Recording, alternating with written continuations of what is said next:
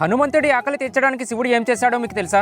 ఒక రోజు శివుడికి ఆకలి వేసిందని పార్వతీదేవి శివుడికి ఎంతో ప్రేమగా రుచికరమైన ఆహారాన్ని సిద్ధం చేయాలనుకుంది. శివుడికి ఎంతో ఇష్టమైన పరమాన్నం చేయడం ప్రారంభించింది. పార్వతీదేవి వంట చేస్తూ ఉండగా ఆ పదార్థాల నుండి వచ్చే పరిమళం కైలాసాన్ని దాటి భూమికి చేరింది. అదే సమయంలో భూమిపై ధ్యానం చేస్తున్న హనుమంతుడు ఆ పరిమళానికి ఆస్వాదించి ఆకలితో బిలబిలలాడాడు. ఆ పరిమళం తన తల్లి అంజనాదేవి చేతి వంటను గుర్తు చేసింది. చిన్నప్పుడు తన తల్లి అంజనాదేవి తన కోసం ఎంతో ప్రేమగా వంటలు చేసి పెట్టేది. ఆ జ్ఞాపకాలతో హనుమంతుడికి ఆకలి మరింత పెరిగింది.